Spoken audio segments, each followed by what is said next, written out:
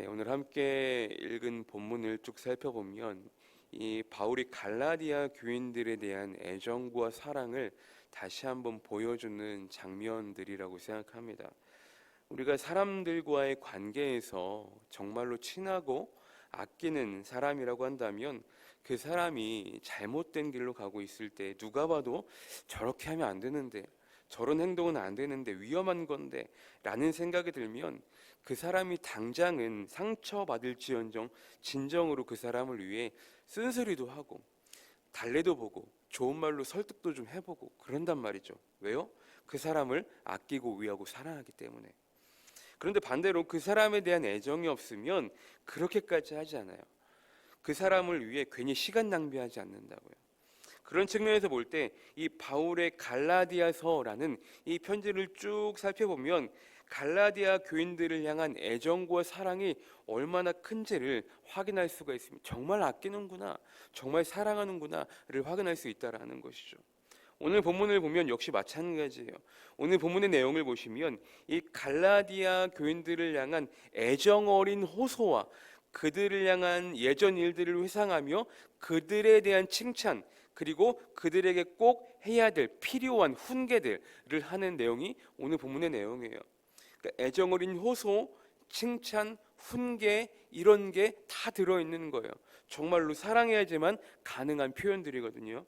자, 먼저 12절을 보시면 형제들아 내가 너희와 같이 되었은즉 너희도 나와 같이 되기를 구하노라. 너희가 내게 해롭게 하지 아니하였느니라. 여기서 중요한 것은 바울이 아직도 그들을 뭐라고 표현하면서 부르고 있습니까? 형제들이라고 표현하면서 부르고 있다라는 거예요. 아직도 그들을 아끼고 사랑한다라는 증거겠죠. 그런데 12절을 보시면 조금 잘 이해가 안 되죠. 형제들아 내가 너희와 같이 되었은즉 너희도 나와 같이 되기를 구하노라. 그러니까 바울이 이야기하는 것이 무엇을 뜻하는지, 무엇이 되기를 원한다라는지 충분한 설명이 나와 있지 않기 때문에 정확히 알기가 어렵죠. 그런데 다른 번역본상으로 살펴보면 바울이 지금 서로에 대한 태도에 대해서 이야기를 하고 있다라고 보는 거예요. 쉽게 말해서 이런 거죠.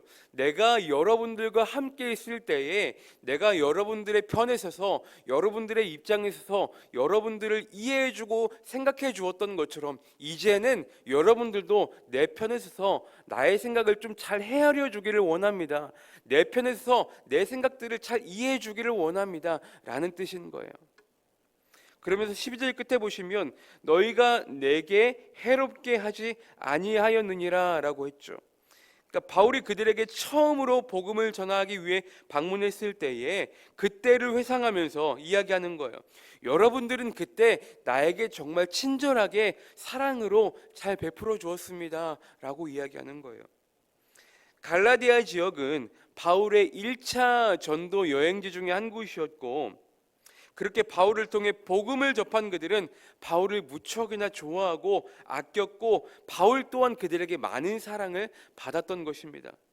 그런 그들이 다시금 잘못된 복음으로 예전으로 돌아갈 심각한 위기에 처해 있다라고 바울은 판단한 거예요.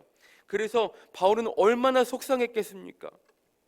여러분들도 아끼고 사랑하는 누군가를 전도해 보신 경험이 다 있을 것 아니겠습니까? 가족이든 이웃이든 친구이든 그렇게 어렵게 힘들게 전도해서 신앙생활 너무나 잘하고 있는데 그들의 신앙이 점점 변질이 되고 혹은 이단에 빠져서 신앙을 정말 잃어가고 있는 모습들을 여러분들이 지켜보고 바라보고 있다고 한다면 얼마나 마음이 아프겠냐고요. 바울이 지금 그런 거예요. 그러면서 13절과 14절을 보시면 내가 처음에 육체의 약함으로 말미암아 너희에게 복음을 전한 것을 너희가 아는 바라. 14절 너희를 시험하는 것이 내 육체에 있으되 이것을 너희가 업신여기지도 아니하며 버리지도 아니하고 오직 나를 하나님의 천사와 같이 또는 그리스도 예수와 같이 영접하였도다. 바울이 갈라디아 지역을 방문했을 그 당시에 바울이 많이 아팠던 것 같아요. 육체의 질병으로 인해. 그 학자들마다 그 육체의 질병이 이것이다 저것이다 라고 추측은 하지 정확한 정보는 있지 않습니다. 그런데 어떤 병인지 알 수는 없으나 그 질병으로 인해 굉장히 고생하고 힘들어할 때 갈라디아 지역 사람들이 그 바울을 굉장히 사랑으로 잘 보살펴 주었다라는 거예요. 그런데 또 하나 알 수 있는 사실은 무엇이냐? 그 바울의 육체적인 질병이 오히려 복음을 전할 수 있는 기회가 되어서 갈라디아 사람들에게 복음을 전할 수 있는 계기가 되었다라는 거예요. 자, 13절을 다시 보시면 내가 처음에 육체의 약함으로 말미암아 너희에게 복음을 전할 수 있는 것을 너희가 하는 바라 그랬잖아요. 그러니까 육체의 질병으로 인해 힘들어하고 어려움을 당한 바울을 당시 갈라디아 사람들이 내치지 않고 물리치지 않고 잘 돌봐주었던 것이 또 복음을 전할 수 있는 계기가 되어서 바울이 이런 와중에도 아픈 와중에도 복음을 전했고, 그런데 그러한 가운데 복음을 접하고 복음을 받아들인 갈라디아 지역 사람들과의 관계가 너무나 좋았던 거예요. 더욱더 바울을 잘 사랑으로 돌봐주었던 것입니다. 여러분, 우리가 그렇잖아요. 너무나 힘들고 아프고 어렵고 고통 가운데 있을 때에 그때 나를 허물없이 잘 받아주고 지극정성으로 내 편에 서서 나를 도와주고 나를 잘 대해주었던 사람들, 여러분, 우리 그 사람들 잊지 못하잖아요.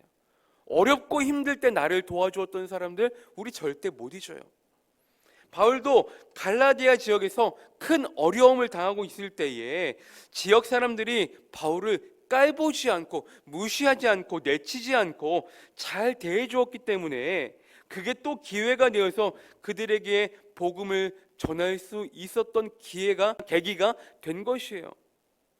자, 14절을 보시면 이 말씀을 세번역 성경으로 다시 한번 제가 읽어드려 볼게요. 14절에 그리고 내 몸에는 여러분에게 시험이 될 만한 것이 있는데, 정체 모를 큰 질병을 이야기하는 거겠죠. 시험이 될 만한 것이 있는데도 여러분은 나를 멸시하지도 않고 외면하지도 않았습니다. 여러분은 나를 하나님의 천사와 같이 그리스도 예수와 같이 영접해 주었습니다. 이렇게 말하거든요.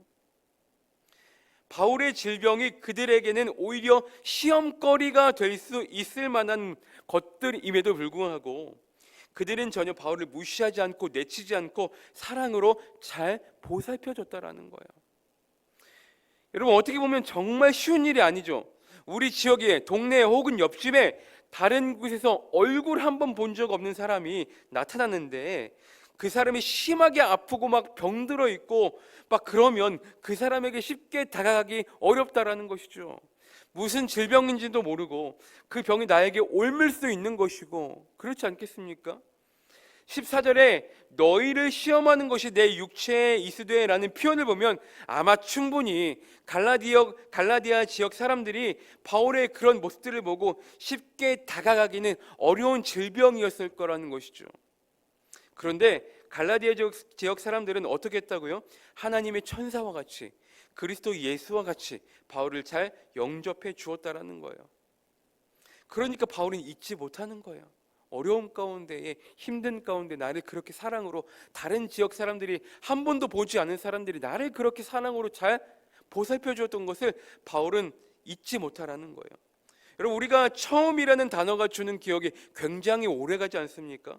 우리가 주님을 처음 만났을 때 그때 다 한번 이야기해 보세요 라고 한다면 여러분 다 이야기할 수 있을 거예요. 그렇지 않습니까?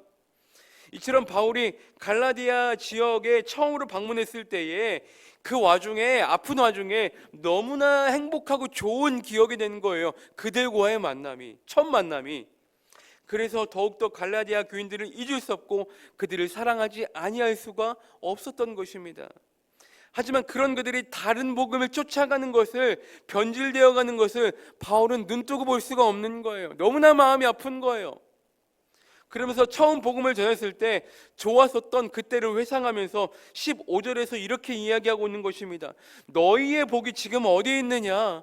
내가 너희에게 증언하노니 너희가 할 수 있었더라면 너희의 눈이라도 빼어 나에게 주었으리라. 무슨 말입니까? 그 당시에 그들은 조금 표현이 격한 표현 같지만 그 정도로 눈이라도 빼어서 나에게 줄 정도로 구원의 감격 아래서, 주님의 사랑 안에서 바울을 그만큼 사랑하고 아꼈다라는 거예요. 너희의 눈을 빼서 나에게 줄 정도로 관계가 좋았다라는 거예요. 그런데 지금 그 구원의 감격이, 그 기쁨의 감격이 지금 어디에 있냐라는 거예요. 쉽게 얘기해서 그런 거죠. 우리 처음에 좋았었잖아. 우리 처음에 행복했잖아. 우리의 관계가 어쩌다가 이렇게까지 오게 된 거야 라고 지금 호소하면서 이야기하고 있는 거예요. 그러면서 마지막 16절을 보시면 그런즉 내가 너희에게 참된 말을 함으로 원수가 되었느냐, 이런 말 있죠.